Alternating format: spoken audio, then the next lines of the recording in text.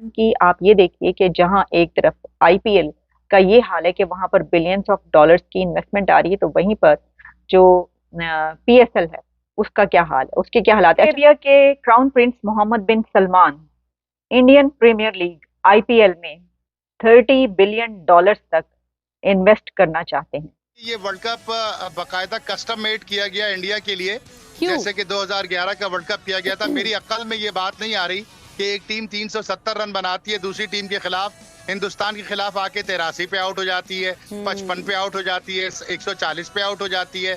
ऐसा कौन सा जादू चल रहा है, ऐसा कौन सा सिस्टम चल रहा है, ऐसे कौन से उनके पास बॉलर आ गए हैं जो पूरी दुनिया के बड़े बड़े खिलाड़ियों को जेर किए जा रहे हैं। ये कहना कि बॉल आगे। दोस्तों, सऊदी अरेबिया का बड़ा ऐलान, $5 बिलियन का निवेश इंडियन प्रीमियम लीग यानी कि आईपीएल में, जिसकी वैल्यूएशन 30 बिलियन की है। और इसकी वैल्यूएशन 2022 और 2023 में आईपीएल की वैल्यूएशन 11 बिलियन थी, लेकिन सऊदी अरेबिया के पैसे लगाने से 30 बिलियन की वैल्यूएशन कैसे हो जाएगी। नमस्कार दोस्तों, आपका स्वागत है अपने न्यू अपडेट्स चैनल में। दोस्तों, रिसेंटली सऊदी अरेबिया के तरफ से न्यूज़ निकल के आई कि सऊदी अरेबिया आईपीएल में 5 बिलियन का इन्वेस्टमेंट करना चाहता है। और काफ़ी सारे लोगों के मन में सवाल आ रहा होगा कि सऊदी अरेबिया ये पैसा इन्वेस्ट करके क्या वो खुद की टीम खरीद लेगा या खुद की टीम बनाएगा। लेकिन ऐसा नहीं है। ये 5 बिलियन आईपीएल की टोटल वैल्यूएशन में इन्वेस्ट किए जाएंगे। बहुत ही आसान सरल भाषा में समझाऊँ तो, आप एक कंपनी बनाते हैं, स्टार्टिंग में 1 लाख रुपए के इन्वेस्टमेंट से, और over the period of time और सालों साल दर साल बाद वो 10 लाख की हो जाती है आपकी जो कंपनी बनाई हुई है। उसी टाइम पे आपका खास दोस्त ये कहता है कि मुझे भी आपकी कंपनी में XYZ परसेंटेज का ओनर बनना है। तो आप उसको अपनी कंपनी का ओवरऑल वैल्यूएशन करके उसको बताते हो कि अब भाई मेरी कंपनी जो है वो 10 लाख की है, और अगर आपको 50% ओनरशिप चाहिए तो आपको 5 लाख रुपए लगाने पड़ेंगे और आप 50% के ओनर बन जाएंगे। वैसे ही सऊदी अरेबिया $5 बिलियन का आईपीएल में स्टेक खरीदना चाहता है। अब सवाल है कि 2022-2023 की आईपीएल की वैल्यूएशन 11 बिलियन आकी गई थी, लेकिन सऊदी अरेबिया के पैसे डालने से 2030 बिलियन की कैसे हो जाएगी वैल्यूएशन।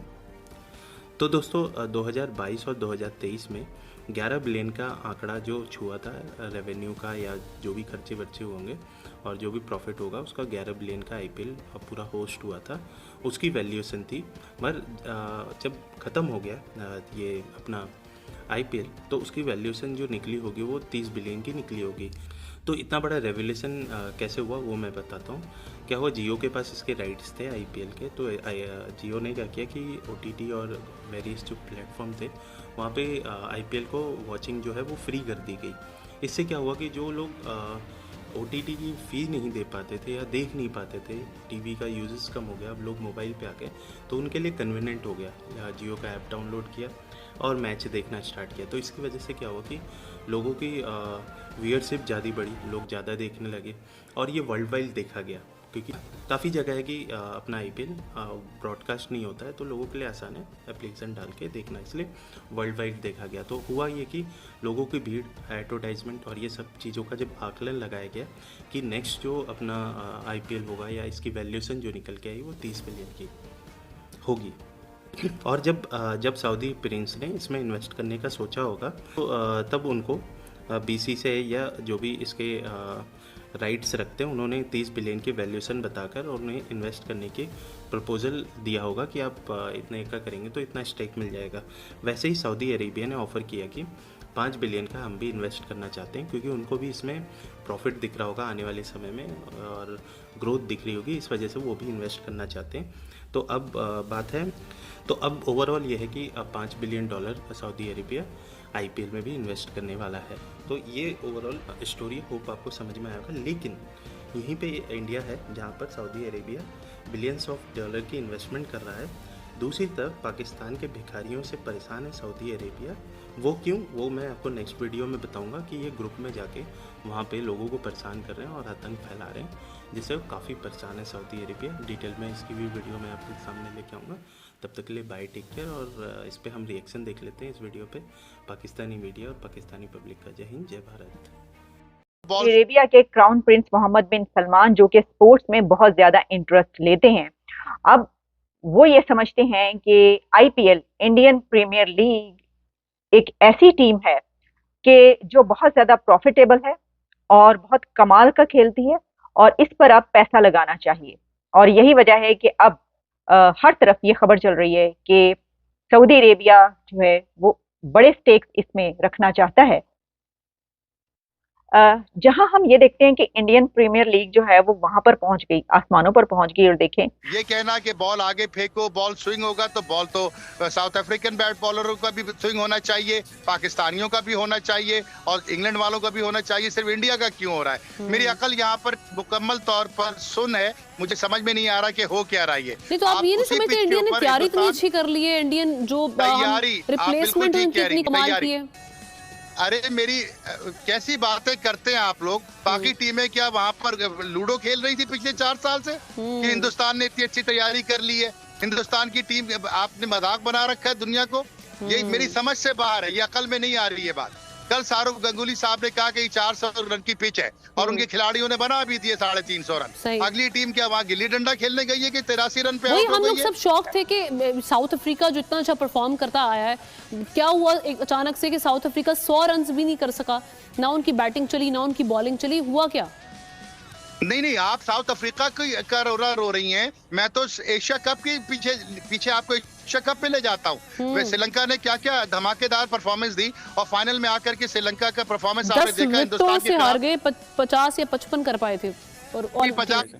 देखें, जो बंदा अच्छा काम करने वाला है, जो क्रिकेटर अच्छा है, जो बॉलर अच्छा है, जो फील्डर अच्छा है, उसको लोग खुद ही पसंद करेंगे। भले इंडिया में हो, या भले आप कोलकाता में हो, या भले लाहौर में हो, या भले आप चेन्नई में हो, या ब्रिस्बेन में हो, जहाँ पे भी हो, लोग आपको वेलकम करेंगे। आपकी अच्छी क्रिकेट है।